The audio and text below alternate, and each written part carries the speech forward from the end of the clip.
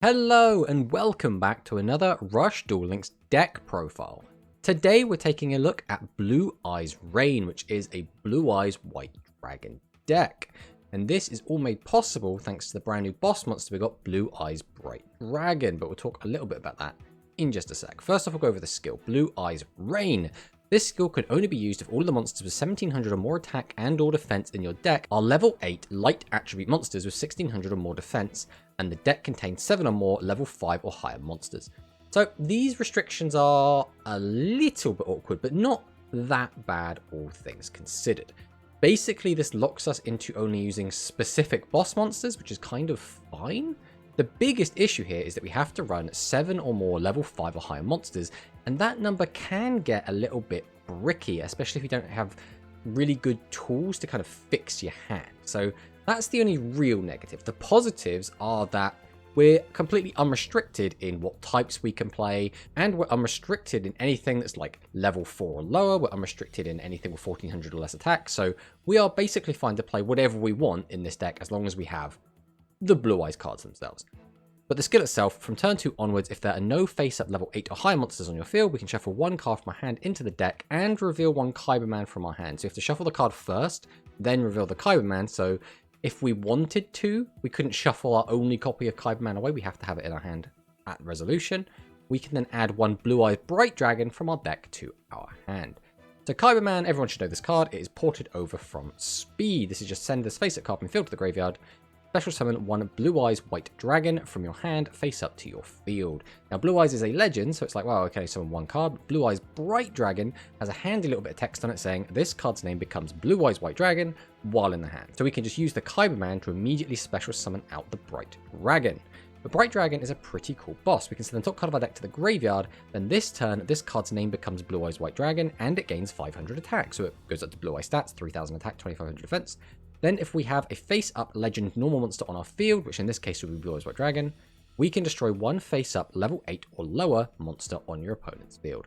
So level 8 and lower is kind of fine. This basically just means we can't pop maximums right now, and in the future when we do get fusions, a lot of fusion monsters are going to be level 9 plus, so we won't be able to pop them either.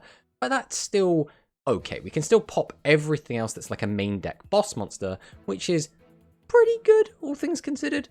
And again, the main draw of this card is that it just has 2500 attack and 2500 defense, as well as can boost itself over that 25, which does make it one of the better boss monsters in the game. Now, 3000 attack might not seem like a ton, especially when you have something like 7's Red Magician running around, which can reach that 39, but 3000 is still a very significant number. And the only time it ever becomes an issue would be like if your opponent had their own Blue Eyes White Dragon out and you couldn't just attack over it. Outside of that very niche situation, 3000 is enough to pretty much get over anything, and is pretty good to attack over pretty much most battle traps. On top of the fact the pop does come up occasionally, and when it does, it is very, very valuable. So we did mention that we have to play 7 high-level monsters. So we're playing 3 Blue Eyes Bright Dragon, the Blue Eyes White Dragon itself, and our other monster that we've decided to play is Torna the Wind Weaver. So Torna is a very important piece for the deck because this allows us to defeat set 3 pass. This is something we keep saying in every single Rush deck that we talk about. If your deck can't beat set 3 pass, it's in a pretty bad state. You need to be able to change battle positions, you need to be able to get piercing, or you need to have multi-attack to be able to get that damage in through set 3, otherwise your opponent's going to infinitely stall you out, and the game's going to go nowhere. So Torna is a great way to do that. By sending one card from our hand to the graveyard, we can change the battle position of one monster on your opponent's field, which lets us, for the most part, change defense mode monsters to attack mode, so we can get something in. So Torna is very, very, very valuable in here. Now, once again, we're at 7 boss monsters, which is quite a lot. So what we really want are ways to help us summon out these many, many boss monsters, because if we just brick our hand full of these and we don't have any ways to actually get them out, we kind of are just going to lose the game all bricked up. So first off, obviously we have Cyberman, which can help us quite a lot, and the skill, as long as we have the Cyberman, can shuffle back other large monsters back into our deck. Now we are replacing them with Bright Dragon, but we could use this to, for example, put back a Torna that's stuck on our hand if we only have the Cyberman and we want the Blue Eyes Bright Dragon, which we can get out with only the one tribute. But in some situations, you'd rather get out the Torna anyway, because then we can discard other boss monsters and try and unbrick our hand a little bit that way. But that is one way to do so. Another way is the Seahorse Carrier and the Aqua package. We're playing this along with 3 copies of Canaan, because again, just having a way to plus and get extra bodies is really good to get out boss monsters. and then another engine in Currybot. This one is in here because it's a very small engine, it's very concise, as well as the fact that we can use Currybot no matter what order we draw them in. For example, if we draw out our Seahorse carriers before we see our Cannons, they are pretty much useless. But if we find Currybot, it will always be useful at pretty much all stages of the game. We just have to make sure we have no other monsters on the field. Next up, we have Soul Drake. Now, this is a very, very interesting card. This, along with Blue Eyes Bright Dragon, are relatively modern support, especially compared to pretty much everything else in here. These were brought out a lot earlier in Duel Links to try and promote this Blue Eye strategy, which I think is really, really interesting. During the main phase that we normal or special summon this card, send 2 face-up level 4 or lower effect monsters from our field to the graveyard. So it's almost certainly going to be the Soul Drake and then one other card. And then we can special summon 1 level 8 light attribute dragon monster from your graveyard face up to your field. This turn your level 7 or lower monsters cannot attack. So this is pretty cool. This basically lets us get back our Blue Eyes Bright Dragon or our Blue Eyes White Dragon. So we just want to get them into the graveyard really quickly because we will eventually find our Soul Drakes and then we can bring them back, which is really, really strong. Now, the restriction of not being able to attack with your level 7 and lowers can get a little bit annoying because it means we won't be able to attack with stuff like our Torna. It also means that if we do use Essel, and this did come up a couple of times while we were playing this, and we do bring back one of our opponent's boss monsters that's level 7, for example. I think in one of the games we brought back a Tough Striker. We then could not attack with that Tough Striker because Soul Drake stops 7 and lower. So only your 8 and higher monsters can attack, which can get a little bit annoying. But speaking of Essel, it is in the deck. Now, Essel is a little bit awkward in here just because it's not as nice in this deck as it would be in Aggro or Machine, because those decks have easy access to these 1-card get through set 3 pass monsters in Mirror Innovator and Dragius. In this list, we kind of have to rely on Torna plus a boss monster to really get that damage in.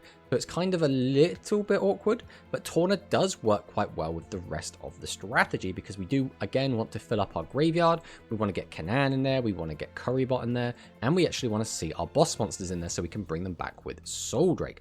There is quite a lot that does want cards in the graveyard, as well as this deck kind of works on a build a big board kind of mentality. The one strength this deck really has is being able to summon out just a mass of giant guys, big 2500 attack, 2500 defense monsters, and Essel just lets you cheat one of those onto the board if you just get a little bit lucky, which is very, very strong. That does, and we'll get into the matchups a little bit later, but it does mean we do have quite a poor matchup into something like the Royal Rebels, but with that deck kind of being on the decline in popularity, it does mean this deck can see a bit of a rise in playability. Next up, we have Siesta Torero. This is basically the all-star from the selection box, and being 1200 attack is okay. 0 defense, not so good. We do actually have quite a few low defense monsters in here, which does get a little bit scary into the machine matchup. But Siesta Torero itself, we can shuffle 3 monsters from our graveyard into the deck. Now, you always want to have one of these shuffling type effects. We've gone for Siesta Torero in this list. What that does mean is that we don't have Talismanic Seal Array, which again can cause issues into maximums, but we'll cover that a little bit later. But we can change the attack position of 1 level 8 or lower monster on the opponent's field to face down defense position. Then you can add a Siesta Hold from your graveyard to your hand. Now, we're not playing Siesta Hold, so that second part does not matter. Being able to change monsters' battle position still can be very strong, so we can attack over them. As well as the fact that Siesta Torero can shuffle other copies of Siesta Torero back into the deck and create this kind of infinite loop of just not decking out, which is very, very strong. Next up, another big staple, the Ultimate Flag Beast Bolt Tricorn, which is another decent card. If we have no other monsters on our field, we can send the top card of our deck to the graveyard. 1 face down spell trap on your opponent's field cannot be activated until the end of their next turn. This is obviously fantastic. If we can hit one of their big trap cards, that's really, really good. But also, if we do hit one of their spells, including their legend spell, they can't activate it during their next turn. So it kind of just gets stuck there, which is actually really, really good. So Ultimate Flag Beast Bolt Tricorn should really be in any deck where you can fit it. This card is just unbelievably good. Then finally, we have the Blue Eyes Dragon itself and the 3 Kanan, which are in here just for the Seahawk carrier. Now, these could also just as easily be Kana, but we've gone with Kanan because we want to try and apply a little bit of aggro with this deck. For our legend spell, we've gone with Tribute to the Doomed. And the reason we've gone with Tribute to the Doomed is, first off, we can use this to beat set 3 pass by just popping one of your opponent's defense position monsters. That can be pretty good. Next up, we can use this to defeat maximum monsters, because looking at this deck, we're not playing Talismanic Seal Array. We don't really have a lot of good ways to deal with that. So if our opponent does stick something like an Yggdrago, we don't really have a good way to beat it, so we are just running the 1 Tribute to the Doom. Now, this hasn't come up too much, And that might just be us getting a little bit lucky, and maybe it was a bit of hubris for us to not include TSA. But this list has been doing okay for us, even with the only one tribute to the copy. Next up, we're playing 3 copies of Dragon's Inferno, which are pretty much mandatory. I think most decks right now, outside of maybe Noodle, basically want to play as much back row hate as possible, because we are in a meta where Buffered Slime and Negate Attack are so valuable. So getting rid of either of these can really tilt the game into your favor. So we just have to play this. It's still a really good card. Back row removal is always going to be strong at all stages of the game. It only ever really seems like a brick if your opponent also doesn't find any back row. Other than that, it's always going to be fantastic. And then finally, Negate Attack and Buffered Slime. These cards are just absolutely insane. These should be in every single deck. Again, there is a little bit of an argument to use Widespread over Negate Attack, but only really hyper-aggressive decks have been doing so, and we're talking about things like Aggro or things like Seven's Red Magician that really just want to get all that damage in as quickly as possible and really try and swing the tempo into their favor. Negate Attack, obviously fantastic into just so much right now. It's really good into Royal Rebels. It's really good into specifically Magnum Overlord, and you can also use it to stop an attack from Yggdrago itself, so it's really good in that matchup as well. So this is the list, and overall, I would say this deck is pretty good. I think it still has some weaknesses and it has some really bad matchups, but overall, it's quite a solid deck. Now, another thing you might have noticed about this list is that we are actually playing 34 cards. And the reason we're on 34 is because, again, we are forced to play those 7 boss monsters. So to try and make sure we're not going to brick on them, we've tried to skew the ratios a little bit by including more than 30 cards in the list, and we arrived at 34. And this number feels pretty good. We haven't been bricking as much with this deck as we were before when we were playing a 30 card build, and I do think those extra 4 cards are really thankful for that. We got this initial idea from back when we were playing the Red Eyes Warrior list, which had the same restriction, it forces you to run 7 boss monsters. So in there we were playing a 40 card deck just to try and sort out the ratios a little bit, and it really did help with that list, and it's really helping with this list. So let's talk a little bit about the matchups. This deck is pretty good into quite a lot. I'd say this deck is actually not too bad into Aggro. It's got an okay matchup into Machine even, which is quite surprising since that deck is really strong right now. It has a middling matchup, I would say, into the Cyberse deck, and that is just because if you're able to apply enough pressure early, you will just pretty much beat them up and just kind of win quite easily. If they are able to drop that Yggdrago though, and we don't have our out in the form of Tribute to the Doomed, it can get a little bit sketchy. So one thing we did toy around with was including TSA, but basically unless we're fighting against exactly Yggdrago, we didn't really want the TSAs, so it's awkward. But Tribute to the Doom, definitely the MVP in that matchup. This deck still hard loses to Noodles. Noodles is still obviously very strong into a deck that can't realistically beat set 3 pass, so there is that. As well as this deck is really bad into Royal Rebels. This deck basically wants to just swarm the board with a bunch of guys that are all going to be face up. Your opponent's going to summon out Doom Metal, pop your whole board, and then you're going to get pretty hard punished for it. So other than those 2 reasonably bad matchups, I would say the deck has pretty much good matchups everywhere else. Overlord is another one which is a little bit shaky, but if your opponent doesn't just draw the maximum, this deck I would say has a pretty good matchup into it. If they do see the maximum, then again, the deck doesn't have great ways to out it outside of exactly Tribute to the Doomed, so we just kind of hope we see that and then go from there. But this deck is very fun to play. It is very competent. I think initially a lot of people did write this deck off, calling it Brick Eyes Coat Dragon, because you had to run so many high level monsters. A lot of the time you just open a ton of them and be unable to play the game, which did feel quite bad. It felt initially like this deck didn't really have very many powerful matchups, but after deck testing it a bunch, I do think this deck is actually pretty good. Being able to tribute set out a Blue Eyes Bright Dragon turn 1, oftentimes is actually a really strong play.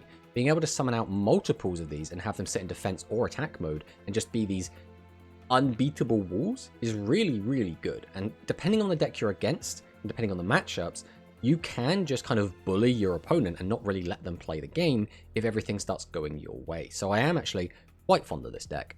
But for now, let's fire in some replays so I can show what I've been talking about.